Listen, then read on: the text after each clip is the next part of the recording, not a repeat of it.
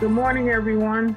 The Committee on the Budget and Government Operations is called to order for the February 17th meeting.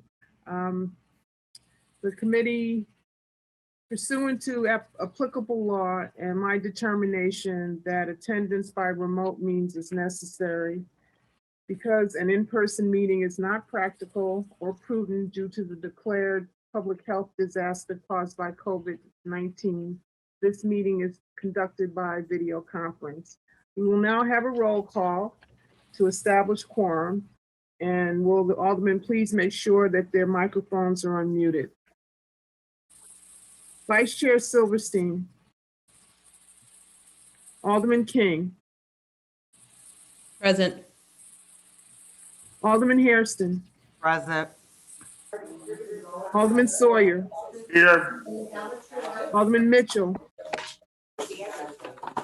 Alderman Harris. Here.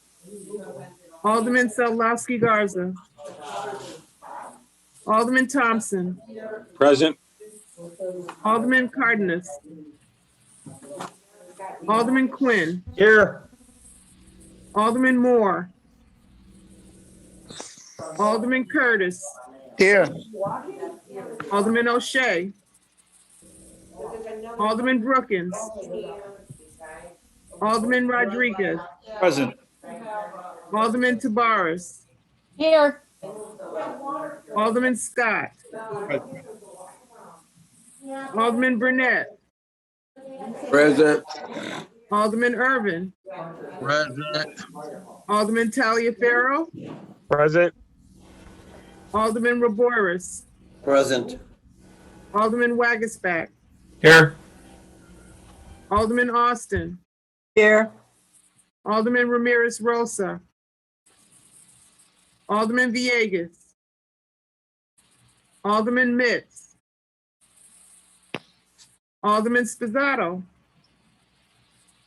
Alderman Napolitano. Present. Alderman Riley. Present. Alderman Smith. Present. Alderman Tunney. Present. Alderman Kappelman. Present. Alderman Osterman. Alderman Dowell's here. And we have 22 members. We have a quorum. And Alderman Lopez. Alderman Lopez, I see you. Thank you. I want to Alderman Vasquez. Yes, Alderman Vasquez, I see you, and I want to take a minute to thank you for my new background. I like it. Thank you so much. I figured it out. And Alderman Cardenas, please. Received you as well. At this time, we will begin the public comment period. Out of respect for everybody's time, each speaker is limited to 3 minutes. Pursuant to Rule 58E, public comment will be limited to a total of 30 minutes. Our first speaker is Ephraim Martin. To my very own Alderman, Pat Dowell, and members of the City Council Budget Committee, good morning. I am Ephraim Martin, President of Martins International and the annual Chicago Music Awards, representing the Black Heroes Matter Coalition, again calling for the injustices to Jean-Baptiste Pointe-de-Sable, Chicago's founding father, to be corrected. I am pleased to let you know that our virtual 39th annual Chicago Music Awards, to be held on February 28th, again is dedicated to Chicago's founding father, DeSable, and the Jean-Baptiste Pointe-de-Sable Humanitarian Award will be given to activist and rapper Common. Our outcry for justice for DeSable, decade after decade, have been falling on deaf ears in this City Council. Madam Chair, we the people are asking your Budget Committee for its sincere assistance to stop the bleeding and give DeSable the following. Vote to rename the Outer Lakeshore Drive as DeSable Drive. Upgrade the day of observance for DeSable to give him a full city holiday. I know this is where your committee can really help. Urgently give a 25-foot monument to be installed at the entrance to Grand Park immediately. The Black Heroes Matter Coalition is aware of the budget shortfall the city might be facing currently. However, after 240 years, even Stevie Wonder can see clearly that the funds are there in your budget to give a major monument to your founding father if members so desire. The time is well overdue, and we the people just cannot take it any longer. So please do the right thing and give the Saba a holiday. Vote yes to redeem Lakeshore Drive as the Saab Drive. We ask that your committee make available 1.2 million as a line item in your city budget to give your founding father a monument. Finally, allow me to say thanks to Mayor Lightfoot in naming Jean-Baptiste Point de Sable as her favorite Black hero on national television. That was most wonderful. But where's the substance? My respect, I want to say to all the city council members, you can help the mayor to put substance to this disabled issue. Let's do it together. We thank you all, and again, visit blackheroesmatter.org for further information on our campaign. Thank you. Thank you, Mr. Martin. Our next speaker is Tramel Williams. Greetings, Chair and Alderman Dow. Greetings to the committee on budget. My name is Tramel Williams. I lead my management here in Chicago. I'm also a member of the Black Heroes Matters for the DuSable Coalition. Just to be simple and frank, our three initiatives are simple. We are asking for a full city holiday for Chicago's founding father, much more than the day of observation, the May 4th day of observation that the committee has given us in the past. We are seeking, actually, as we have talked to the current administration, we are seeking preferably the 4th of July weekend or a Saturday in which it would be of less significant burden on the city to have the city holiday for Chicago's founding father due to it being a holiday. It will not be a significant budget on the city to pay city employees or workers or any of that. So that's particularly one of the days that we are seeking, as we have discussed with the current administration.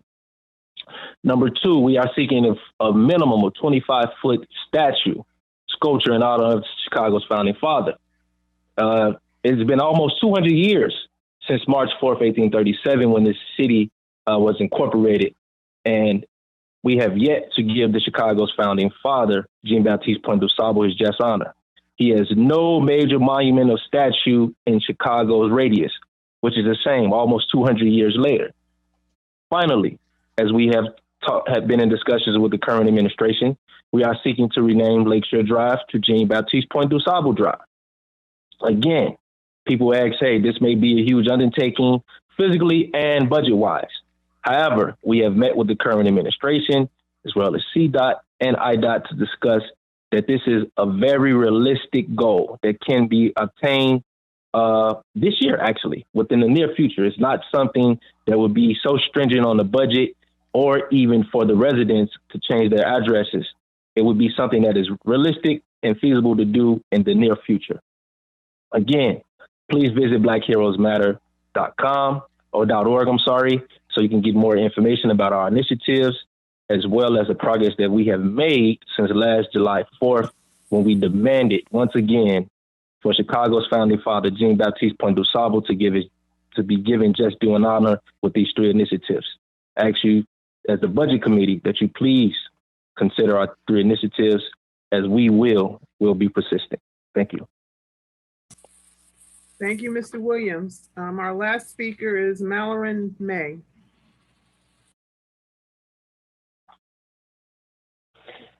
Hello, good morning. Can you hear me? Good morning, Ms. May. We can hear you. Very good. Good morning, Madam Chair, and good morning to the entire Committee on Budget and Government Operations. I hope that everyone is safe and warm, and I thank you all for the important work that you do for the city of Chicago. Again, my name is Monique May, and I'm representing the Black Heroes Matter Coalition's DuSable initiative. And as we all know, it's Black History Month, and today is Ash Wednesday. And so on this first day of Lent, I come before the committee to put the initiative of properly honoring Chicago's founding father, Jean-Baptiste Point de Sable, in the forefront. Now, this is a special time for us to reflect and renew and reconcile our spiritual lives during Lenten season. And so as we do this, I ask that the committee and the full city council join the mayor of Chicago by showing humility and doing three things urgently. First, institute a full city holiday for DuSable. Approve a budget for the construction of a major DuSable monument and rename Lakeshore Drive for DuSable Drive. Now, please bring all three of these matters before the full city council meeting later this month, Black History Month, for vote and for approval. Allow the healing of this beautiful city to begin. Show this nation and the world that the mayor and the city of Chicago, the council of the city of Chicago are indeed leaders who work together. The city of Chicago is a city that works. And this city takes the lead in restoring racial and economic justice. Visit BlackHeroesMatter.org for more information. And once again, sincere thanks to you all for all that you do. Thank you, Ms. May. This concludes our public comment period. I want to acknowledge that Alderman Villegas, Alderman Moore, Alderman Osterman, Alderman Brookins, Alderman Ramirez Rosa, Alderman Mitchell, and Alderman Spizzato have been accounted for in our quorum today. Thank you. Madam Chairman, Yes, who is that? Ed Burke also. Who? Ed Burke, B-U-R-K-E. Oh, hey, I didn't hear you, Alderman Burke. We have you down as part of the quorum. Thank you. Thank you. We will begin with the monthly 45 reports. Approval of the December 2020 and the January 2021 monthly Rule 45 report for the Committee on the Budget and Government Operations. These reports were previously emailed to everyone. Are there any questions from my colleagues? Alderman Riley moves to adopt by the roll call used to establish quorum. Motion made by Alderman Riley, hearing no objection, so ordered. Excuse me, Chairman, Alderman O'Shea is present. Thank you, Alderman Alderman. Cardenas is present. Alderman O'Shea, and who was the second one? Cardenas, thank you. Got you. Thank you. Hearing no objection, so ordered. Item number 1 on the agenda from the Chicago Department of Public Health, an ordinance concerning an amendment of Chapter 2-112 of the Municipal Code regarding epidemiological specimen collection and analysis. It's a direct introduction. Can I get a motion to accept the direct introduction? So moved by Alderman Austin. Thank you, Alderman Austin. By the same roll call vote as was applied to determine quorum. The ordinance is now before the committee and will be explained by Deputy Commissioner Christina Anderson from the Chicago Department of Public Health. We also have with us today Dr. David Ansel from Rush Hospital. Ms. Anderson. Good morning, Chairman Dowell, Vice Chair Silverstein, members of the committee, and other aldermen in attendance. My name is Tina Anderson. I'm the Deputy Commissioner of the COVID Response Bureau at the Chicago Department of Public Health. I'm here today to seek your approval of an ordinance that would grant CDPH authority to enter into agreement with Rush University Medical Center to provide genomic sequencing of COVID positive test samples. Access to this testing capacity is vital for CDPH to determine whether any of the COVID-19 variants detected around the world are spreading in Chicago. As you may have seen, there has been some news around the COVID-19 variants. All viruses mutate over time, so we have always expected and planned for COVID variants to emerge. You may have seen several specifically in the news.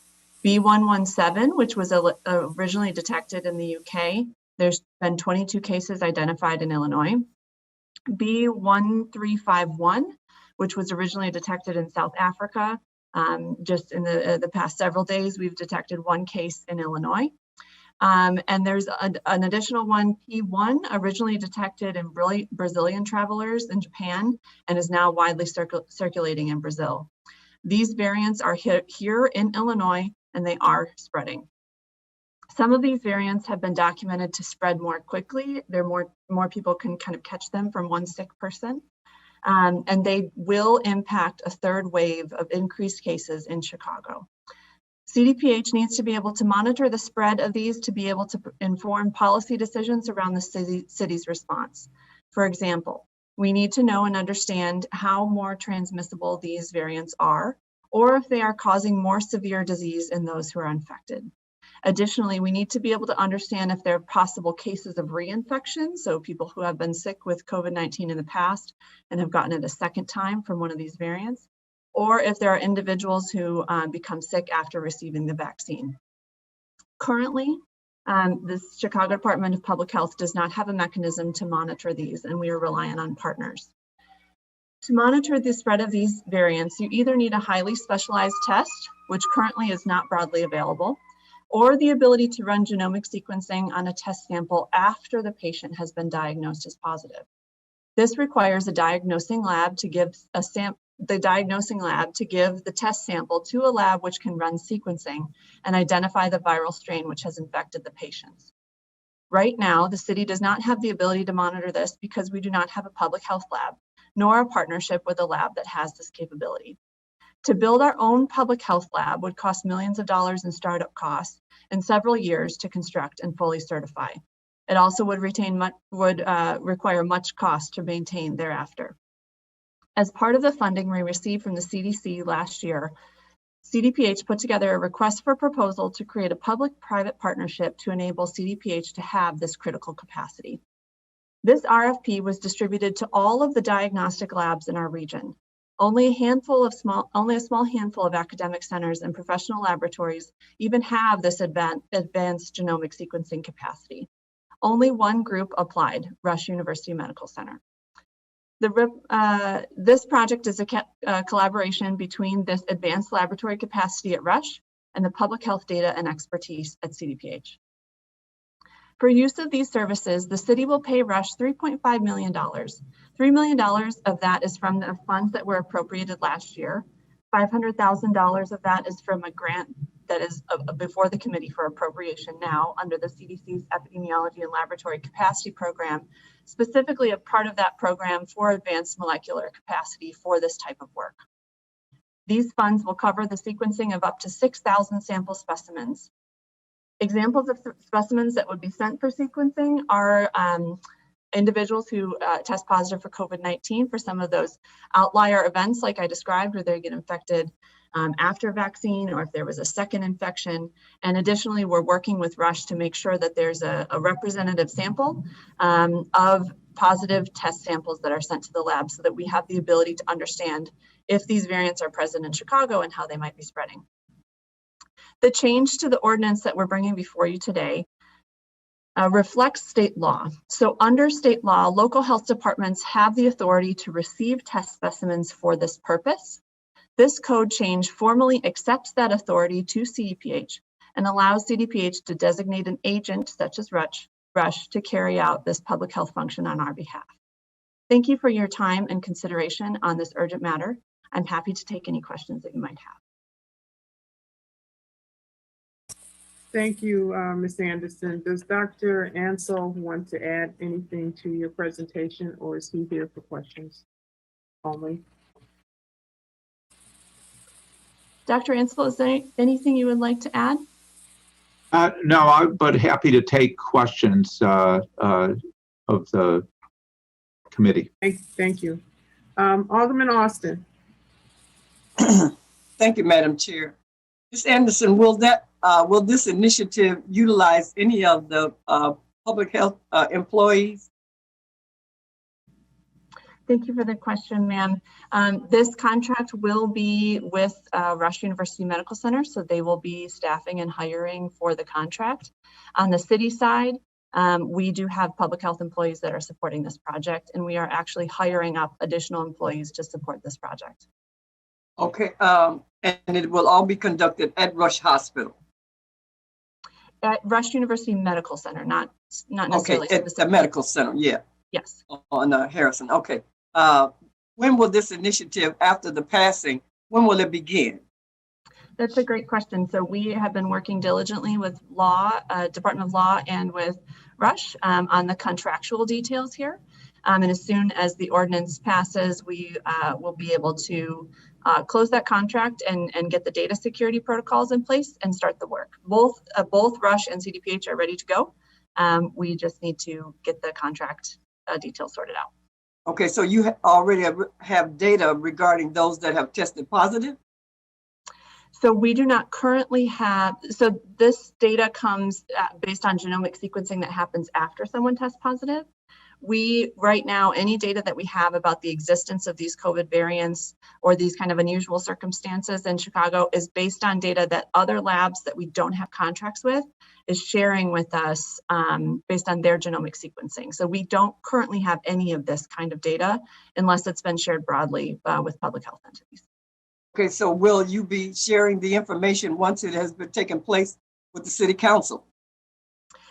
If we are able to, if we have any cases that are specific that have policy implications, so there is a case where there's kind of a more, we have detected that there's a more severe outcome, for example, with one of these variants, that will absolutely inform our public health response. And I know the Commissioner Arwady has been working with the health committee to have regular COVID updates, and that will absolutely be part of the topics that we're bringing to that. Very good. Very good. All right. Very good. Thank you, Ms. Anderson. Thank you, Madam Chairman. Thank you, Alderman. Ms. Anderson, can you just let the committee know the amount of this contract? Absolutely, and Chair. the source of the funds? Absolutely, Chair. The amount of the contract is $3.5 million. $3 million of that is from the epidemiology and laboratory capacity grant that was appropriated last year under the CDC grant. $500,000 of that is from the CDC epidemiology and laboratory capacity grant that the CDC awarded CDPH just this past December that is before the committee for appropriation today. Thank you. Alderman Kappelman? Yes, thank you, Chair. A quick question. I know the Illinois Department of Public Health is probably doing something similar. So how does this coordinate and collaborate with what we're doing? Absolutely. So there's been a lot of communication between IDPH and CDPH specifically around these variants and working with the different public health labs that kind of exist regionally or the partnerships that exist. So an example of how this collaboration would happen. So if we had data that was showing spread of a specific variant in Chicago, that would be data that we would share kind of in aggregate with IDPH to help them understand how that was potentially affecting other jurisdictions around us and be able to coordinate the public health response. Thank you. I mean, this seems just perfect. This is what the Chicago Department of Public Health, this is their main mission. So thank you so much. Thank you, Chair. Thank you, Alderman. Alderman Burnett. Thank you, Madam Chairman. I would be remiss if I did not commend Rush Hospital and Dr. Ansel for all of the great contributions that they give, not only to the city of Chicago, but to the country and probably the world with all of the research that they do over there at Rush Hospital. They're one of the leading research hospitals in the country. And we really appreciate them taking on this task. And also, this hospital has taken on saying that unemployment is a public health issue also. And they push hard on the west side to make sure that there's diversity, not only in their hospital, but in all of the many hospitals in the city of Chicago. So I just want to commend Dr. Ansel. I think this is a good use of the funds that we're getting from the CDC. This is a great institution, is doing the research, and I'm proud to say that they're in the 27th ward. Thank you. Thank you, Alderman Burnett. Alderman Sadlowski Garza, I have you down as being here. Thank Do you you, have Madam Chair. questions? That was it. Nope, thank you. That was it. Okay, thank you. Vice Chair Silverstein, I have you marked as present as part of the quorum. That's what I was here for too. Thank you. Okay, thank you. Seeing no more questions, can I get a motion for passage of this item? Alderman Riley. No. so moved. Same roll Rodriguez. call vote. Who was that? Everybody. Well, I'm gonna give it to you, Chairman. What do you choose? Chairman Austin, thank you so much. Hearing no objection, the due pass recommendation of this ordinance will be reported out at the next city council meeting on Wednesday, February 24th. We'll go out of order of the regular order of the agenda for item number 3, followed by item number 4. Item number 3 is an ordinance introduced by Alderman Emma Mitz of the 37th Ward approving the transfer of funds within the Committee on License and Consumer Protection for the year 2020. It is for $1,375 for contractual services. Alderman Mitz, are you with us today?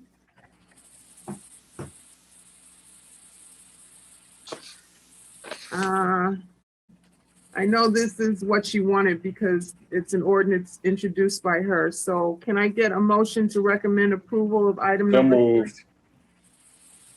Who was that? Thompson. Thank you, Alderman Thompson. Who made a motion to recommend approval of item number 3 on the agenda by the same roll call vote as was applied to determine quorum. Hearing no objection, so ordered, the due pass recommendation will be reported out at the next city council meeting. Item number 4 on the agenda is an ordinance introduced by Alderman Michelle Harris of the 8th Ward, approving the transfer of funds within the Committee on Rules for the year 2020.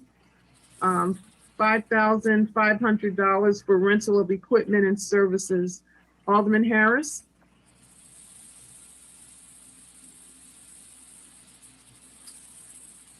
I know she was here. So is there a motion to recommend approval of item number 4 on the agenda by this? If no objection, so ordered. Thank you. Thank you, Madam Chairman. Sorry, I'm doing double meetings. I apologize. No problem. Chairman Austin so moves. Hearing no objection, so ordered. The due pass recommendation will be reported out at the next city council meeting on Wednesday, February 24th. For item number 2, we are going to hold that the Fund 925 ordinance to allow for additional time for the Department of Housing to secure the necessary economic disclosure statements and to allow them to get all the information necessary to share with all of us regarding the plans in place related to the Emergency Rental Assistance Program. Can I get a motion to recess the committee meeting until Friday, February 19th, 2021 at 1 p.m. by the same roll call vote that was applied to determine quorum? So moved by Alderman Tunney. Alderman Tunney so moves. Hearing no objection, so ordered. The Committee on the Budget and Government Operations meeting is in recess and will reconvene on Friday, February 19th at 1 p.m. Thank you all for your time this morning. Have a great and productive rest of the day.